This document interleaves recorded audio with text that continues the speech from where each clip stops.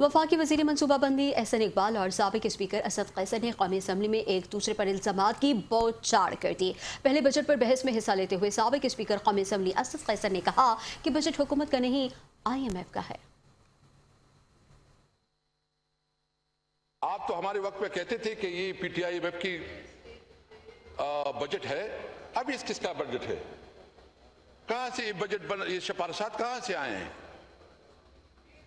यानी आप ये भी देख ले जनाब स्पीकर कि इस वक्त जितनी भी इन्होंने बजट बनाया है ये मुकम्मल तौर पर हुकूमत का नहीं IMF का बजट है।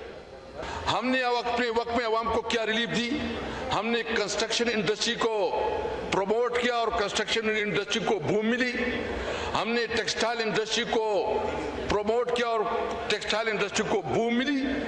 हमने सबसे ज्यादा फार्मर्स को, किसानों पे काम किया और किसानों के लिए तायुन किया कीमत का, गंदम का, और जो शुगर के हवाले से पहली दफा शुगर माफिया के ऊपर हाथ डाला और किसानों की जो बकायाजात थी या वाजिबात थी इसको जबरदस्ती किसानों के दिलवाए।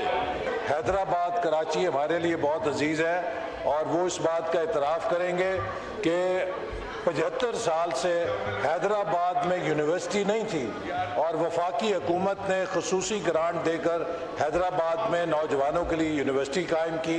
हैदराबाद सक्कर मोटरवे जिसे 2021 तक मुकम्मल हो जाना चाहिए था, पिछली हुकूमत ने उसको कैंसिल किया। अब उस पर काम शुरू किया जा रहा है और इंशाल्लाह अगले 3 से 4 सालों में सक्कर हैदराबाद मोटरवे भी मुकम्मल होगी।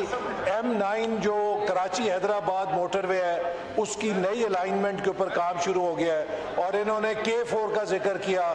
वफाकी हुकूमत 150 अरब की लागत से K4 के मंसूबे को इंशाल्लाह ताला दिसंबर 2026 तक वापडा ने अश्योर किया है कि पानी कराची K4 से पहुंचा देगी। उसके बाद फिर सूबाई हुकूमत ने